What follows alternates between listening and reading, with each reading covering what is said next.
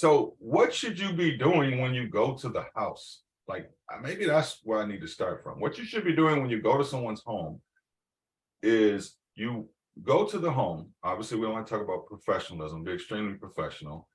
You put your you put your briefcase down or whatever, your laptop down at the table you're going to end up needing at.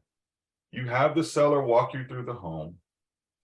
Say something, this is very important. You say, hey, if I had a buyer that's willing to pay cash for your home, or if I had a briefcase full of cash in my car right now, how much would you take for the home?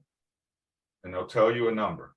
If that number is a number that you, when you priced it at home before you got there, you know you can get it sold at, you say, oh, we can definitely get your home sold. If it's a number that's way out in the stratosphere, all you simply say is, how'd you come up with that number? Now you're just walking through the home, you're being nice, and they'll say, my neighbor sold for this, blah, blah, blah, whatever. You're like, okay.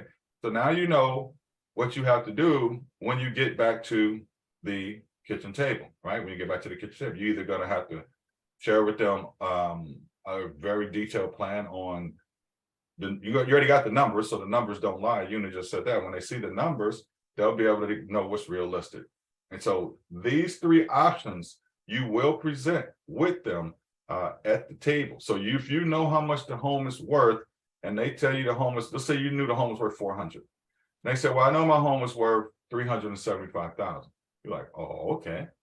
And you are very good at pricing homes, then you would be able to offer them a cash offer at 70% of 400,000, right? 280,000.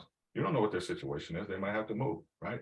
Mark Spain's doing it for a reason, y'all. He's spending millions of dollars advertising through Florida, Atlanta, North Carolina, all these other places, this program, right? Does he care? Is 50% of his business here? No.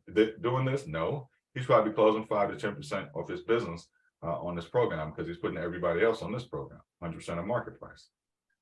And then sell yourself. So a seller, you got to remember what other real estate agents are doing. How do you know what other real estate agents are doing? Just think about what you were doing prior to start training with me, right? They're coming in not even with 100% of market price. They're just coming in and saying, hey, here's what your home is worth.